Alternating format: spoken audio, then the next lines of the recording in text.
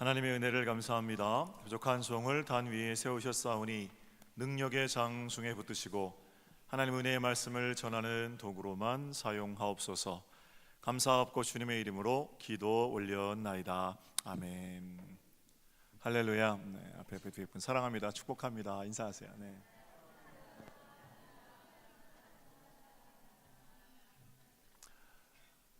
속회에 참석해 주십시오. 속회를 통해서 말씀이 삶이 됩니다. 이리저리 복된 질문들을 나누는 동안에 하나님 나라를 함께 살아가는 길들을 나누고 고민하게 되죠. 하나님께서 그 길을 걸으라고 동료들을 주셨음도 보게 됩니다. 속회는 그렇게 함께 걸어가는 모두가 걷는 한 걸음입니다. 특별히 새생명 축제를 앞두고 우리가 초청해서 기쁨을 나눌 사람들이 누구인지, 어떻게 그들과 함께 구원의 길을 걸어갈 수 있을지를 나눠주시고 복된 자리로 초청해 주십시오. 주보에 삽지해드린 그 엽서, 초청 엽서를 좀 사용하셔도 좋겠고, 필요하신 분들은 사무실에 오시면 그 엽서와 똑같이 크게 포스터를 만들어 놨거든요. 그러니까 포스터 가정 또는 사업장에 붙이시거나 또 어떤 분들은 차에 붙이시기도 하시고 그러시던데 11월 2일, 3일, 4일 그때까지 그렇게 또 포스터도 가지고 가셔서 홍보도 적극적으로 해주시면 좋겠습니다. 자, 오늘은 속회원과 41과 시편 84편 말씀을 함께 읽었습니다. 한 절 한 절 묵상하면서 말씀 나누기를 원합니다. 자, 먼저 이런 질문부터 좀 제가 시작해 볼게요. 제가 지금 읽어드리는 이 증상이 어떤 병에 대한 증상인지 여러분 한번 맞춰보십시오. 다음과 같은 증상입니다. 아무것도 손에 잡히지 않는다. 식욕이 떨어진다. 정서가 불안해진다. 무슨 일이든지 그 사람과 연관이 된다. 보고 싶어서 잠이 오질 않는다. 그 사람 옆에 있으면 심장이 너무 심하게 쿵쾅거린다. 이런 증상을 가진 병이 무슨 병입니까? 네, 상사병이죠. 근데 본래 상사병이라는 말의 한문 뜻은 서로 상, 생각할 사, 서로가 서로를 헤아리는 것이 지나쳐서 병이 되면 그걸 상사병이라고 그럽니다. 그런데 대부분 어떻게 쓰입니까? 서로 헤아리는 병이라고 안 그러고 혼자 사랑하는, 혼자 그리워하는 그런 병을 상사병이라고 말합니다. 혼자 사랑하다가 생긴 사랑의 열병. 여러분들은 그런 상사병 알아본 적 있으십니까? 언제 사랑의 열병을 알아보셨습니까? 상대방에 대한 그리움으로 잠 못 이루던 밤은 언제이십니까? 기억도 없으십니까? 다 지나셨어요? 아니면 지금 혹시 상사병을 앓고 계신 건 아니십니까? 오늘 본문 시편 84편의 시인 저자는 상사병을 앓고 있습니다. 나라를 잃고 포로로 잡혀와서 고단한 삶을 사는 가운데 쓰여진 시인 내용, 고향 땅을 그리워하다가 고향 땅에 대해서, 성전에 대해서 상사병 걸린 겁니다. 요즘처럼 쓸쓸한 가을밤에 고단한 몸을 이끌고 하늘을 올려다보니까 고향에서 봤던 똑같은 별이 있단 말이죠. 그 별 아래에서 가족들이 함께 즐거워하고 그 별 아래에서 하나님을 노래했던 그런 일들을 그리워하면서 하나님, 나 그리로 돌아가고 싶어요. 이 마음이 병이 된 겁니다. 좋았던 시절이 견딜 수 없을 정도로 그리워지고 주의 장막, 주의 전이 마음속에 떠나질 않습니다. 그래서 시인은 고향에 대한 그리움, 성전에 대한 향수를 가지고 이렇게 노래합니다. 1절을 보세요. 1절. 만군의 여호와여, 주의 장막이 어찌 그리 사랑스러운지요. 고향에서 성전에 올라가서 습관적으로 예배할 때는 잘 몰랐는데 주의 장막으로 오를 길이 없으니까, 가뜩이나 포로로 잡혀와 있으니까 고향 땅이 더욱 그리워지는 겁니다. 여러분과 저도 똑같습니다. 건강할 때는 매주일 예배하는 일이 얼마나 귀한 일인지 잘 몰랐는데 내 힘으로 예배당에 나올 수 없으니까 더욱 사무치는 그리움으로 교회를 생각하거든요.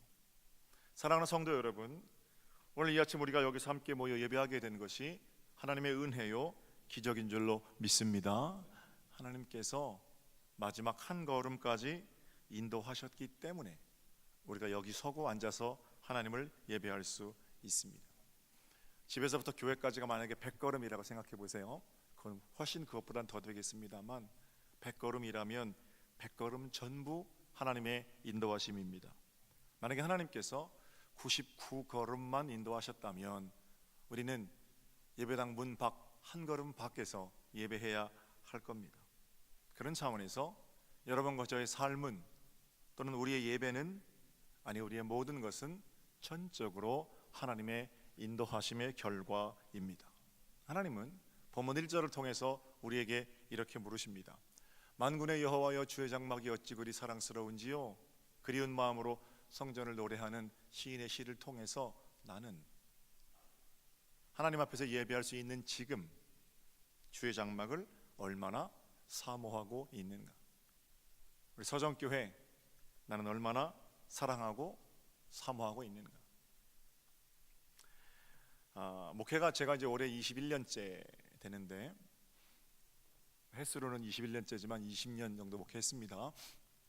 목회 초년에는 교회에 대해서 바른 소리 하는 사람들이 교회를 사랑하는 사람이라고 생각했었습니다. 그러나 지금은 아닙니다. 물론 바른 소리 하는 사람도 필요합니다. 지도자는 그 바른 소리를 들을 수 있는 넉넉한 귀를 가진 사람이어야 하는 것도 잘 알고 있습니다. 그런데 바른 소리에는 진짜와 가짜가 섞여 있습니다. 가령 교회는 건물이 아니다, 유행처럼 하시는 말씀들이죠. 교회는 건물이 아니라 사람이다. 바른 소리입니다. 100번 옳은 얘기고, 저도 이제 새가족 말씀학교에서 지난주에 교회에 대해서 공부했는데 1시간 동안 그 얘기 가지고 설교합니다. 교회는 건물이 아니라 사람입니다. 교회는 제도가 아니라 사람입니다. 그게 제가 가르치는 내용이기도 합니다. 당연하죠. 그러니까 교회가 좋다라는 거는 건물이 튼튼하다 이게 아니고 사람들이 참 좋다는 거고요. 교회가 썩었다 이런 말은 건물이 부실하다는 게 아니고 사람들이 부패했다라는 거예요. 목사가, 장로가 부패했다, 성도들이 부패했다, 그걸 교회가 썩었다고 말하죠. 그런 차원에서 교회는 사람 맞습니다. 그러나 이 말은 주님의 몸된 교회된 저와 여러분이 우리 자신을 성찰하며 하나님께 드리는 고백일 때 의미가 있는 일갈입니다.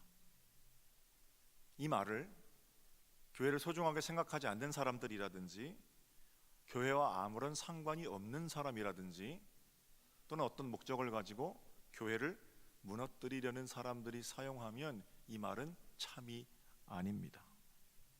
그 말 때문에 교회는 건물이 아니다, 그 말 때문에 교회를 사랑하는, 예배당을 사모하는 사람들, 하나님과 그 사람들 사이에 틈을 만들기 때문입니다.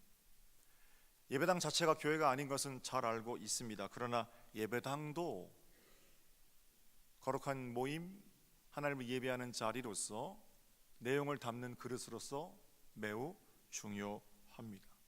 보이는 예배당을 소중하게 생각하지 않는데 보이지 않는 주님의 교회를 사랑할 길은 없어요. 지금 우리가 사용하고 있는 예배당은 지난 2002년도에 하나님께 드려진 예배당입니다. 성도들의 땀과 눈물과 피와 헌신이 여기 들어 있습니다. 벽돌 하나하나에 그분들의 기도가 들어있고 그분들의 희생이 페인트로 칠해졌고 그분들의 눈물이 여기 기초로 놓여졌습니다. 그냥 벽돌이 아니에요. 이거 알고 있는 사람들은 벽돌 하나도 소중하게 생각합니다. 저는 서정교회 담임 목사로서 이 교회를 거룩하게 지켜야 할 책임이 있고 교회 건물도 예배하는 처소로 잘 유지되도록 만들어가고 빚어가야 할 책임이 있습니다. 마땅히 받아야 할 비판은 뭐 얼마든지 받을 수 있지만 교회와 아무 상관없는 사람들이 예배당을 모욕하는 것은 참을 수가 없습니다. 그냥 건물이 아니라 우리 신앙 선배들의 눈물의 결정체이기 때문에 그렇습니다. 거듭 말씀드립니다만 물론 저는 잘 알고 있는 거 있습니다. 건물 자체가 아니라 이 건물 안에 계신 임마누엘 하나님, 그분이 교회의 주인이십니다. 그러나 기독교 역사 속에서 모든 상징들은 또는 눈에 보여지는 모든 성물들은 어떤 영원한 것과 우리를 연결시키는 도구로서 매우 중요합니다. 상징이나 성물들은 하찮게 취급되는 게 아니에요. 교회를 보고, 예배당을 보고, 십자가를 보고, 또는 여러 가지 성물들을 보고 우리가 하나님을 리콜, 하나님을 회상하고 또는 반추하고 그렇게 할 수 있다면 그 성물 자체가 소중하게 다뤄져야 한다라는 겁니다. 물론 그 과정에서도 처음 우리가 예배당을 왜 지었는가 하는 마음들은 지켜가야 하겠지요. 그런 가운데 말할 수 없는 사모함으로 교회는 건물은 아니잖아요, 이렇게 말해야 한다는 겁니다. 여기 담겨있는 땀과 피와 눈물은 생각하지 않고 아무리 바른 말을 읊어대도 반드시 그 속내는 드러나게 될 것이고 만인 앞에 부끄러움을 당하게 될 겁니다. 이해가 안 되는 사람들이 있는데, 예배당 팔아서 가난한 사람들에게 나눠줍시다 라고 말하는 사람들입니다. 교회는 건물이 아닙니다 라는 말이 극단적으로 잘못 사용된 사례입니다. 빚을 내서 예배당 크게 짓는 것도 문제이지만 예배당 팔아서 가난한 사람들에게 나눠주는 게 진짜 교회지요? 누가 그걸 진짜 교회라고 가르칩니까? 진짜 교회 사랑하는 사람들은 그런 말 못합니다. 대개 이런 말 하는 사람들은 헌금 좀 하십시오, 그러면 교회가 돈을 밝힌다, 그런다고 또 비판해요. 그러나 교회를 진짜 사랑하는 사람들은 다르죠. 문고리 하나가 중요하고 벽돌 하나가 중요하고 의자 하나 다 쓰고 난 것도 마음대로 하지 못하는, 그 마음이 교회를 사랑하는 마음이에요. 우리가 성전을 건축할 때 쓰고 노력하신 분들이 여기 원로가 되셔서 앉아 계십니다. 그분들의 붉어진 손마디, 깊어진 주름, 굽어진 등, 누군가는 생명과 맞바꾼 거룩한 성전입니다.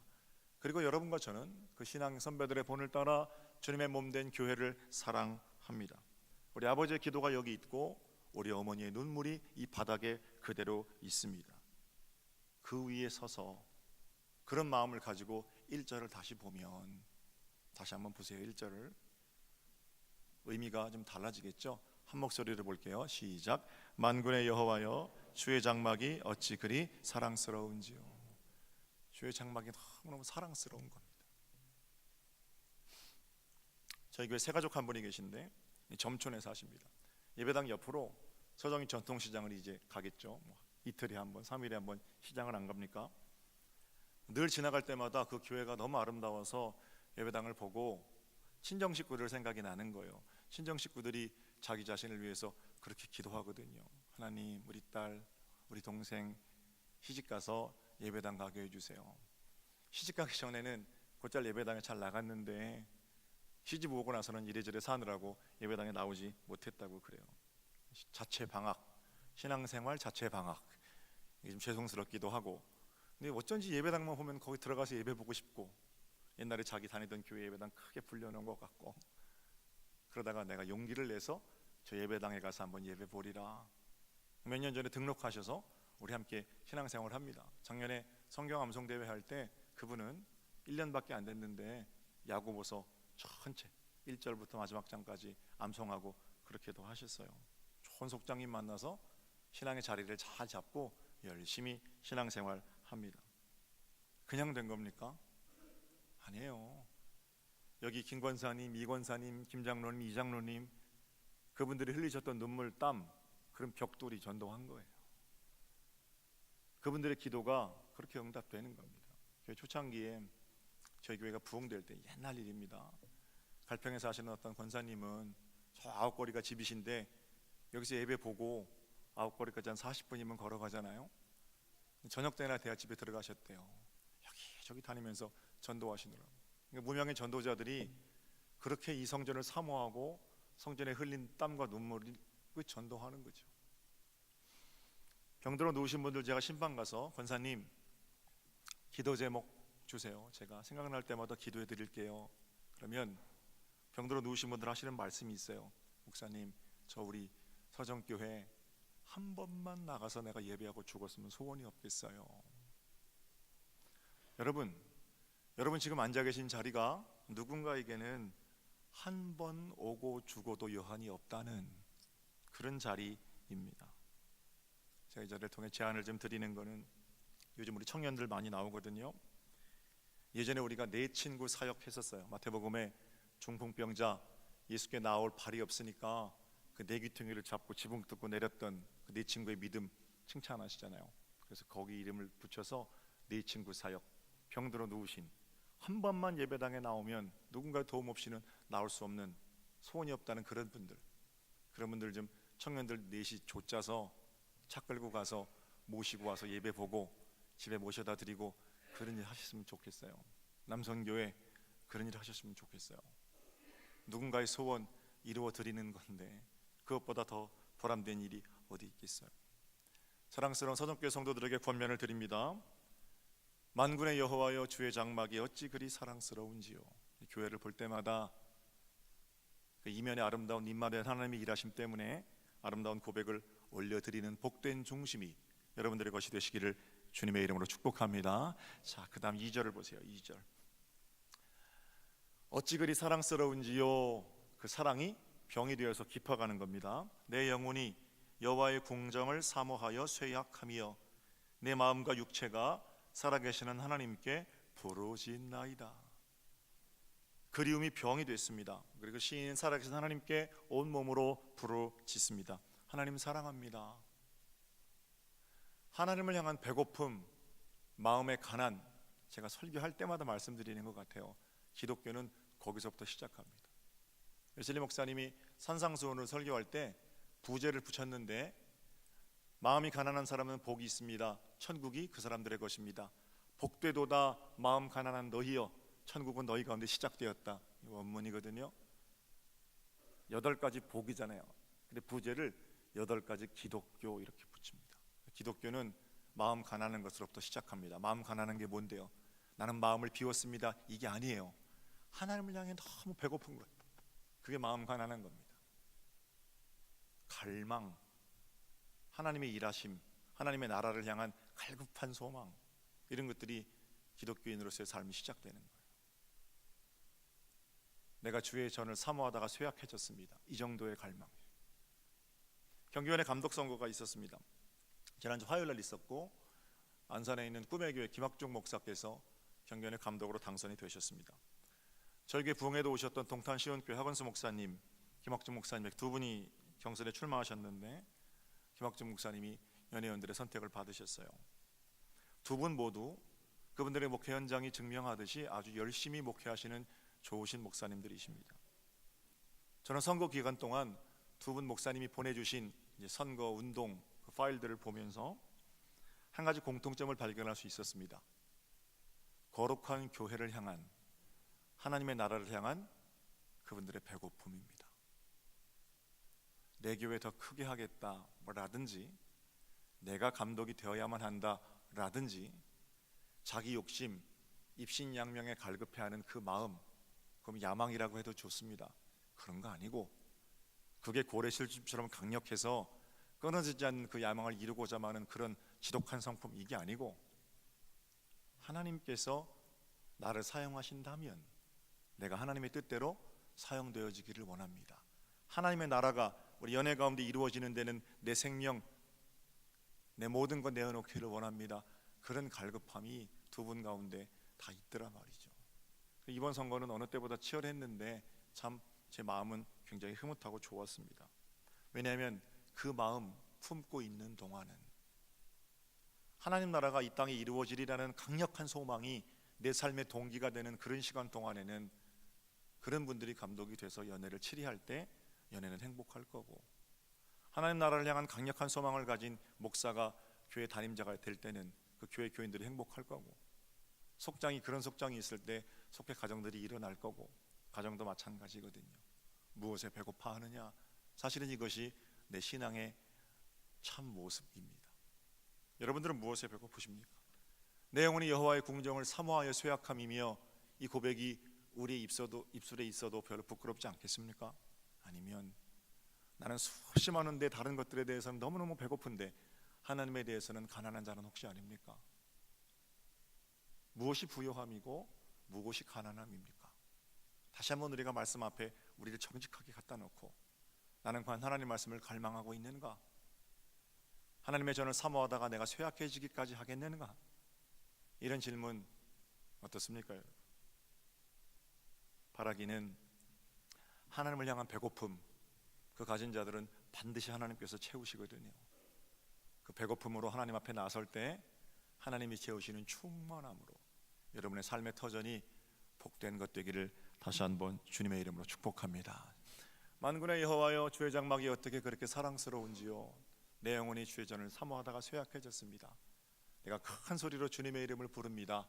그리고 나서 3절은 왜 그렇게 그 사람이 성전을 사모하는지 그 이유입니다. 3절을 보세요. 나의 왕, 나의 하나님, 만군의 여호와여, 주의 제단에서 참새도 제 집을 얻고 새끼들 보금자리를 얻었나이다.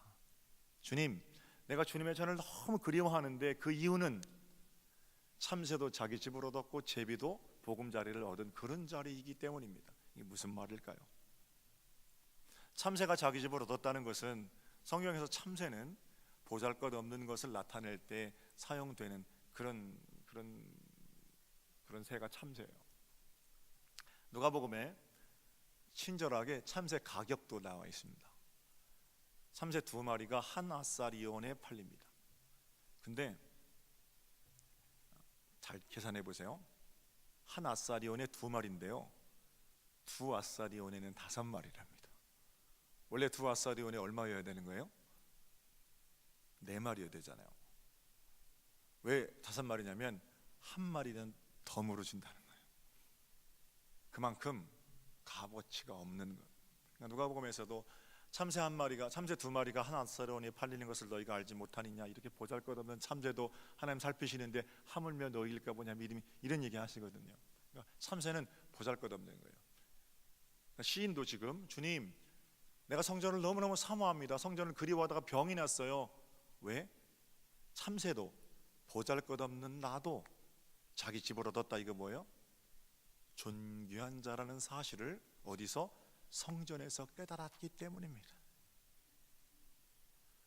찌그러진 깡통 같은 우리 인생이 예수 그리스도 자신의 아들을 내어주시면서 건질 만한 가치가 있는 복되고 귀한 생명이라는 것을 성전에서 깨닫게 된 겁니다. 나는 성전에서 비로소 하나님의 존귀한 자녀가 되었습니다. 이런 고백이에요.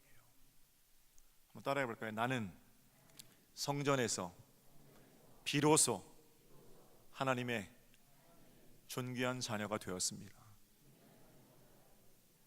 그러니까 너무 성전에 가고 싶은 거예요.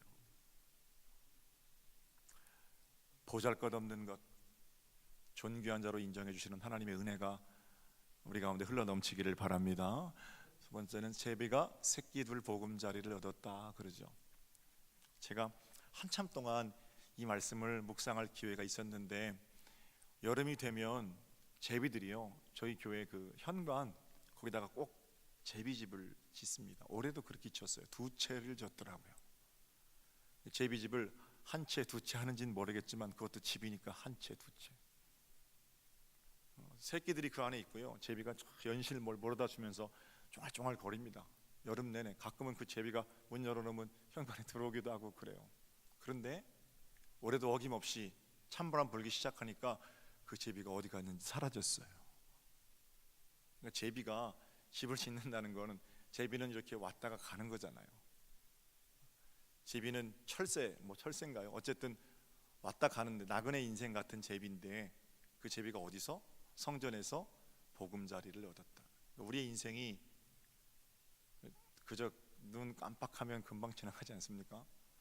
나그네 인생, 속절없이 지나가는 그 인생이 비로소 주의 성전에서 보금자리, 안식처를 얻었습니다. 시인은 깨닫는 거예요. 하나님, 내가 주님을 사모하는 이유는 보잘것없는 내가 내 존재를 발견하게 된 자리가 성전이고, 나그네 인생에서 한국도 아니고 미국도 아니고 서울도 아니고 경상도 전라도도 아니고 어느 땅도 내 고향 아닌데 진짜 고향 주의 성전 안에서 내 존재의 근거를 발견했습니다. 그런 곳이기 때문에 내가 주님을, 성전을 너무 사모합니다. 이렇게 노래하는 거죠.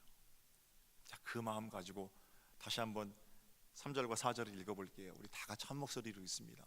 3절과 4절 띄워주세요. 갑니다. 시작. 나의 왕 나의 하나님 만군의 여호와여, 주의 제단에서 참새도 제 집을 얻고 제비도 새끼들 보금자리를 얻었나이다. 4절입니다. 시작. 주의 집에 사는 자들은 복이 있나니 그들이 항상 주를 찬송하리이다. 할렐루야. 주의 집에 사는 자들은 복이 있습니다. 그래서 우리가 항상 주님을 찬송합니다. 이 아름다운 고백이 여러분들의 것입니다. 설교 서두에 제가 상사병 얘기를 드렸어요. 여러분은 얼마나 하나님의 전을 사모하시는지요? 상사병이란 말은 서로 상, 생각할 사, 서로 생각하고 서로 사랑하는 병이라고 말씀드렸습니다. 먼저 그럼 하나님과 우리 관계를 좀 생각해 볼까요? 하나님이 우리를 사랑하시는 사랑은 한 번도 흔들림이 없습니다. 아들 예수를 우리를 위해서 보내시기까지 또는 죽이시기까지 우리를 사랑하십니다. 나의 사랑 나의 어여쁜 자야 일어나라 함께 가자 오늘로 말씀하시고 세상에 나 하나밖에 없는 것처럼 그렇게 나를 사랑하십니다. 그건 아주 분명하거든요. 변함없으신 사랑이에요. 근데 그 사랑이 왜 사랑되지 않으려면, 상사 서로 사랑되려면 우리가 이제는 찬양으로 하나님을 향한 사랑을 고백해 드려야 할 때입니다. 상사병 복원하기 프로젝트, 이게 이번 주 우리 교인들에게 주는 미션입니다. 주님을 얼마나 사랑하는지 하나님의 사랑 가운데 주님 사랑해요, 이 고백을 복원하는 겁니다. 상사병이 외사랑으로 그치지 않고 서로 사랑하는 좋은 어떤 그런 길들이 되겠죠. 두 번째는 그렇게 하나님을 사랑한 자들이 또는 하나님께 사랑을 받은 자들이 위로부터 주시는 하나님의 사랑을 가지고 어떻게 하는 거예요? 서로 사랑하는 겁니다. 서로 사랑이 상사잖아요. 새 계명을 너희에게 준다. 너희가 서로 사랑하라. 내가 너희를 사랑한 것 같이 너희도 서로 사랑하라. 너희가 서로 사랑하면 사랑하는 그 모습을 보고 너희가 내 제자인 줄을 세상이 알게 될 거다. 공연한 말씀 아니지요? 서로 사랑하는 그 사랑을 하나님을 향한 사랑으로 받겠다라고 말씀하십니다. 서로 사랑하는 것 역시 상사를 회복하는 것이겠죠. 그 일이 하나님께서 우리에게 교회를 주신 목적이고, 교회를 생각할 때 사랑이 풍성한, 눈에 넣어도 아프지 않은, 가슴에 품고 그리워하는 복된 제단의 회복이 되는 겁니다. 서로 사랑하라. 제가 설교 다 끝났어요. 두 가지 인사만 좀 해볼까요? 보고 싶어서 병이 났다잖아요, 그죠? 옆에 분하고 어떻게 인사하냐면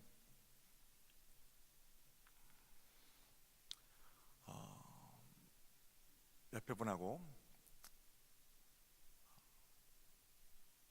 보고 싶어서 병이 났습니다 이렇게 인사할까요? 네. 보고 싶어서 병이 났습니다. 네. 자네 배고프십니까?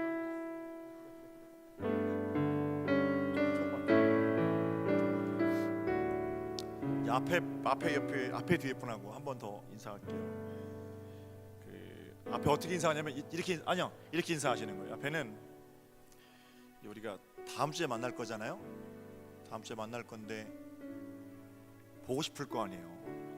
마음이 쇠약할 정도로 막 그렇게 보고 싶을 거 아니에요, 그죠? 어떻게 인사하시냐면 다음 주까지 어떻게 기다려요? 이렇게 인사하세요. 다음 주까지 어떻게 기다려? 앞에 뒤에 분.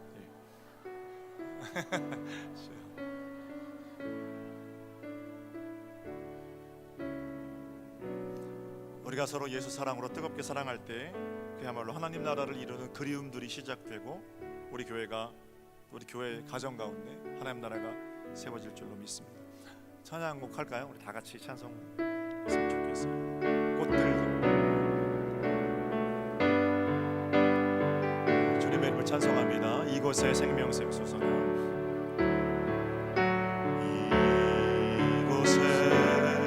생명샘 솟아나 눈물 걸자 지나갈 때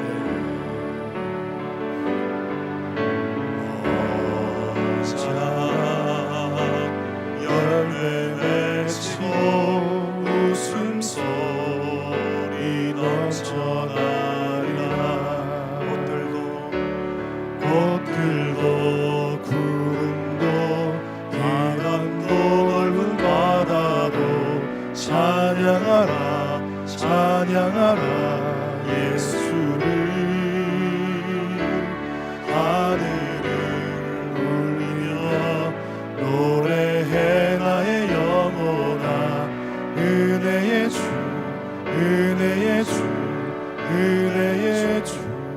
찬송합시다. 이곳에 생명샘 솟아나 눈물 보자 지나갈 때에 너잖아 열매 맺히고 웃음소리 넘쳐나리라. 꽃들도 구름도 바람도 넓은 바다로 찬양하라 찬양하라 예수를.